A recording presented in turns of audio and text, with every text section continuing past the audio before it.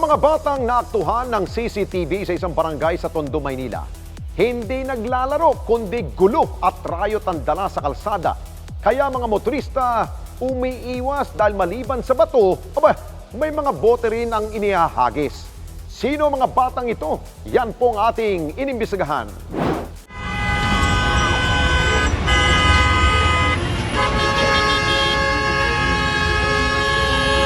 Pupukulan po sila ng bote.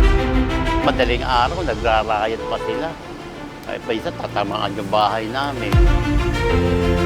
Ang mga sasakyan sa kalsada dapat, ang mga naglalarong bata sa mga parke at palaruan. Pero ibahin nyo ang sitwasyon sa daanang ito sa Tondo, Maynila, kung saan ang mga batang nasa daanan kinatatakutan dahil halos araw-araw may rambulan.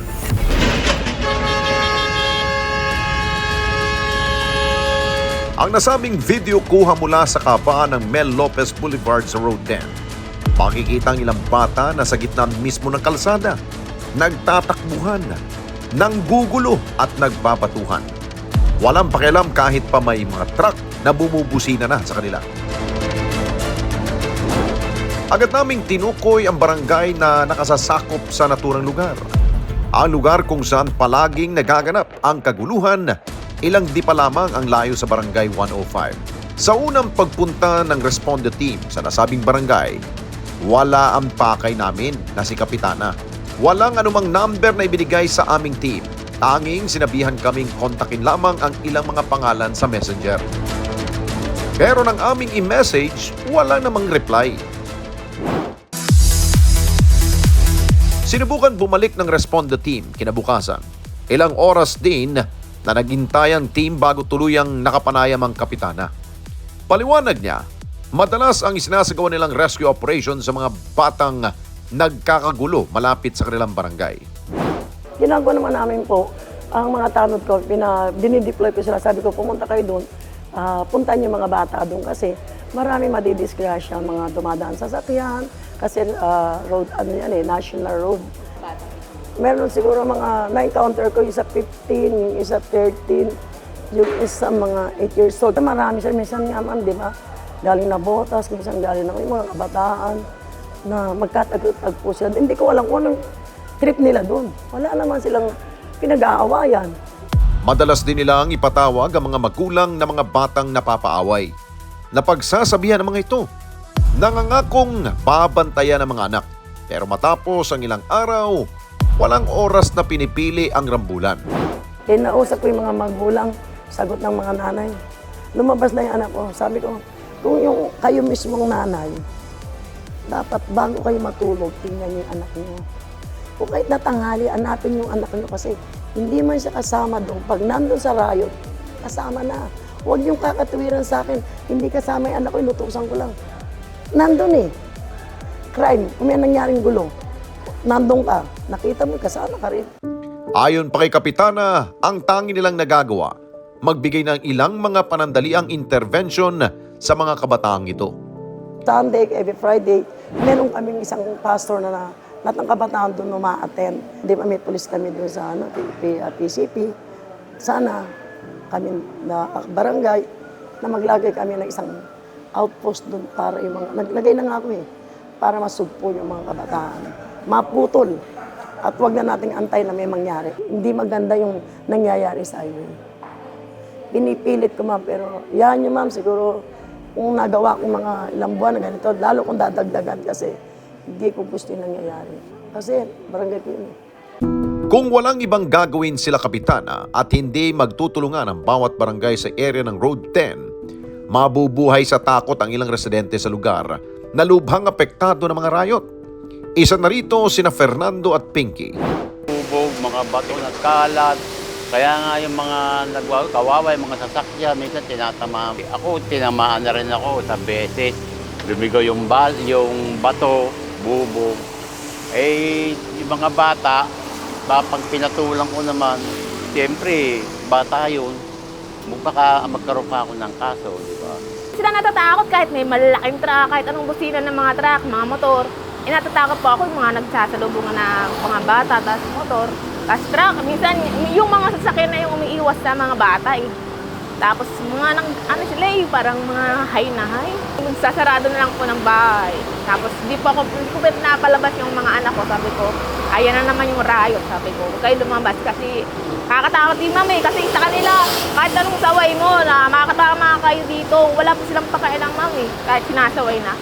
Habang nakahintong aming sasakyan sa isang gas station sa Road 10, isang batang lumapit sa amin. Itago natin siya sa pangalang Ricky.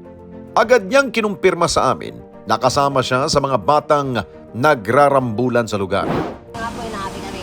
Sino mga absent? Lagi kami ano. Lagi kami ano, pag dumadaan kami sa kanila, lagi kami binubukod. Nasa kaaway niyo? Meron po kami ano, mga sumpak, at saka tengan, mga ano pa rin. Ganyan. Kaya lang naman kami nakipag-ride kasi ano eh, lagi kami inaano. Hindi na siya nag-aaral at hindi na rin nakapagtapos pa. Nais siyang tumulong sa kanyang mga magulang pero wala siyang makuhang maayos na hanap buhay. Tinigilan ko na po yun simulayan na ano po ako, naputokan po ako ng baril. Naghanap nga po ang trabaho. Kahit ano lang po, karga-karga. Namamalimos nga lang po. Matapos siyang makausap ng ating team, naiwan si Ricky sa nasabi pa ring gas station. Sa tala ng Manila Police District, umabot na sa 8,000 kabataan ang nadala nila sa Reception and Action Center ng sabing lungsod. Karamihan sa mga ito ay may mga paglabag sa curfew ordinance. At may git 200 na sa mga nagrarayot ang na-rescue na kanilang grupo. Ito rin dito yung implementation natin ng mga city ordinances natin ng Manila, katulad na lang ng curfew. Napakarami nating nare-rescue dyan ng mga kabataan. At yung pinakita niyong video dito ay umaga ito, kung hindi ako nagkakamali. So, hindi naman natin sila pwedeng i-rescue doon dahil hindi naman nakakalabag pa ito dito sa ating curfew. Pero ganun pa man, yung kanilang presence dun sa street, very risky yun kasi nga tawidan ito ng mga truck. Papansin nyo, tuloy-tuloy yung ginagawa ng ating kapulisan. Pero, sabi nga natin, it's a matter of shared responsibilities. Hindi natin pwedeng iatang na lang sa balikat ng inyong otoridad, sa barangay o sa pulis, yung pagbabantay dito. Trabaho ito ng mga magulang. Lalo na yung nakikita natin maliliit na bata na pinapabayaan natin sa kalye. Endanger natin itong mga bata. Unang-una, kung nasa kalye yan, baka mamaya masagasaan yan. At dapat nasa bahay sila. At hindi naman playground ng kalsada. Ngunit ayon kay Major Ines, kahit ikutin man nila ang buong Kamaynilaan para respondihan ang mga gulong ginagawa ng mga kabataang ito, kailangan nila ang tulong ng hindi lamang ng iba pang ahensya ng pamahalaan, kundi ang mismong mga magulang. Hindi natin ito kinikipit balikat pag may mga ganito tayo. At paalala na rin natin sa mga magulang na meron tayong ordinansa rito sa Maynila, yung tinatawag nating Responsible Parenting in the City of Manila, kung saan yung mga batang nare-rescue natin ng paulit-ulit at sa ika-4 na pagkakataon, maaari na silang makaharap dito sa kaso. At yung mismong magulang na ng mga bata ang papalan natin ng reklamo. Depende yun sa edad ng mga bata na marirescue natin.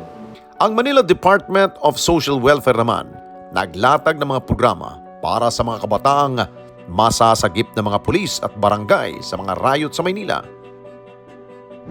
Usually naman ay acted naman na po yan ng mga barangay. So minsan na-confine na po nila yan yung mga bata na nagra-riot and at the same time, tsaka lang po nila yan i-turn over po sa kapulisan. Natatawag po sa amin si kapulisan kung nasa kanila po ba ang custody yung mga bata na nakuha nila, na-rescue nila during the riot. Mga taga Manila, meron tayong district welfare offices o yung aming district welfare office 1 na nag-handle po sa kanila. So sila yung in charge na mag-conduct ng intervention program para doon sa mga residente po ng Manila.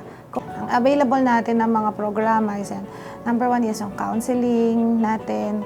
Meron din tayong educational assistance kung yung bata ay kailangan ng assistance sa pag-aaral. Meron din tayong capital assistance kung yung family, baka si nanay kasi wala sa bahay. Kaya kailangan maghanap buhay kung kaya naman tulungan natin na magtinda na lang para mabantayan, matutukan yung kanilang mga anak.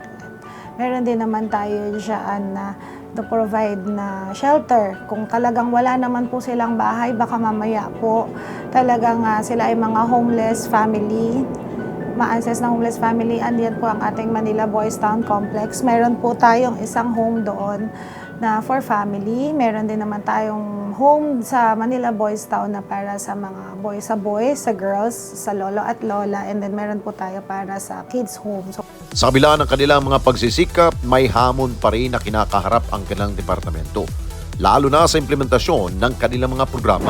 ang nagiging concern natin dahil nga po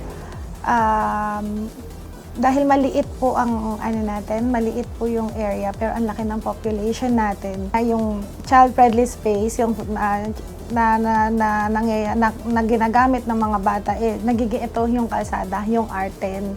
Then yung dahil nga po rin ang mga barkadahan, so yun, yung dagdag na population din talaga, yun ang medyo nagiging natin. Factors talaga. Lang po, sa totoo lang din naman, si social welfare, hindi rin naman po niya kakayanin. Pinakamalaki pong tulong sa amin kung malakas po ang puwersa ng barangayan.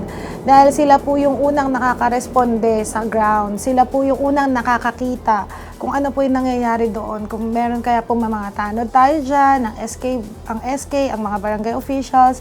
So, nakikita nila na yung mga bata pa lang sila na, kaya nga po may curfew. Hindi pa rin po natin inaalis yung ating Oplan, yung lalong pinaigting po ni Mayora po yan, yung ating Oplan, kalinga ng ina ng Maynila. So, Oplan Sagip, para po sagipin ng lahat ng mga vulnerable sa kalsada, na mga bata, matanda, pamilya.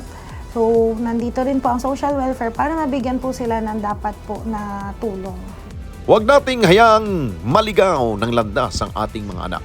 Responsibilidad ng bawat magulang na matiyak na mapapabuti ang kanilang kalagayan at huwag lamang iasa sa ating otoridad. Ang mga batang nasasangkot sa rambulan, respondihan agad bago pa man sila mapahamak o mahuli ang lahat. Mga karesponde natin dito sa Net25, umabot na po ng 1 million subscribers ang ating YouTube channel. Kaya naman, masaya kami na ibahagi sa inyo na natanggap na natin ang YouTube Gold Play button. Dahil po yan sa walang sawa ninyong pagtangkilik sa mga programa ng Net25, lalong-lalo na po sa Responde Mata ng Mamamayan. Kaya naman, congratulations po sa ating lahat. Keep on sharing, mga karesponde. Gawin nating viral ang bawat content natin ng pagtulong at pagresponde sa higit na nangangailangan. Maraming salamat po sa inyong lahat. Mga kababayan, salamat po sa inyong pong pagsubaybay sa Responde Mata ng Mamamayan. Para mapanood pa ang iba pa naming pagresponde sa ating mga kababayan, i-click lamang ang subscribe button at i-follow lamang ang Net25 social media pages at Net25 TV.